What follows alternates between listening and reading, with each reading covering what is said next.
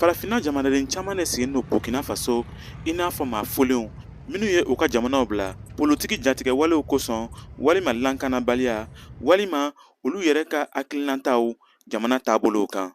O bi olu wele ko réfugiés o bi Wagadugu, Bobo Dioulasso ani jamana yɛrɛ dugu wɛrɛ kɔnɔ. Ni maa folen ninnu cɛma Tchad jamanadenw bɛ yen. O bolila ka bɔ u ka jamana kɔnɔ k'o kɛ sababu ye olu ka jamanatigi kɔrɔ Idriss Déby ale tun wulila ka politiki dɔ bila sen kan k'a kɛ maa si tun tɛ se ka i ka hakilinata di o bɛ min wele ko liberté d'expression. Justin Muharonba ye o Tchadien jamanaden dɔ ye min sigilen don Wagadugu kabiri san 1999.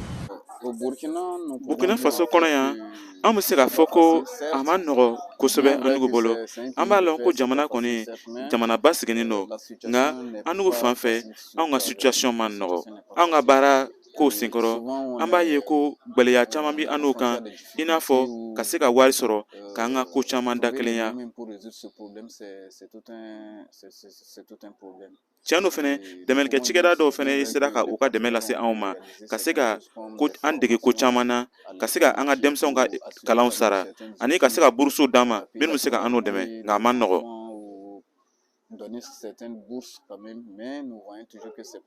Nka nin gɛlɛya ninnu senkɔrɔ Justin Burkina Faso ɲɛmaaw le kan ka aw dɛmɛ wa walima dunya kɛlɛya tɔnba min bɛ adamadenya kow kofɔ n'an ko ACR olu le kan ka aw dɛmɛ.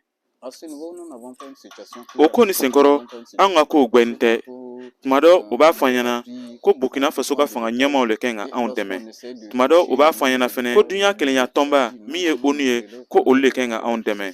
O yɛrɛ ko ni senkɔrɔ min ye anw ka dɛmɛ ye an bɛ se k'a fɔ ko dɛmɛ foyi t'i dira anugu ma kabi anw sigilen don Burkina Faso kɔnɔ yan.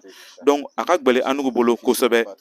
Dɛmɛlikɛ cikɛda dɔw bɛ yen n'an gwɛra olu kɔrɔ o bɛna wari min d'an ma a tɛmɛ 6000 kan.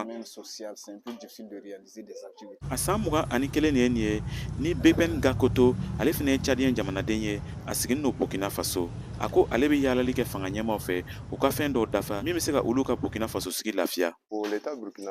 An bɛ min yaala Burkina Faso ka fanga ɲɛmaaw fɛ o ye u ka se ka baara kɛ ka taa anw minnu yɛrɛ ye maa folenw ye anw ka baara kow senkɔrɔ sabula maa caman bɛ anw ka situation na minnu bɛ yen baara ti o bolo olu kosɔn an b'a yaala u ka se k'an dɛmɛ an ka se ka opportunité ɲɛnamaw sɔrɔ fasodenw yɛrɛ minnu sɔrɔ.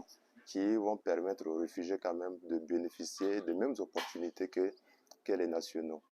O kɔfɛ BPN Gakoto ko ale b'a yaala Burkina Faso ɲɛmaaw fɛ u ka olu ka sɛbɛnkow dakelenya fana.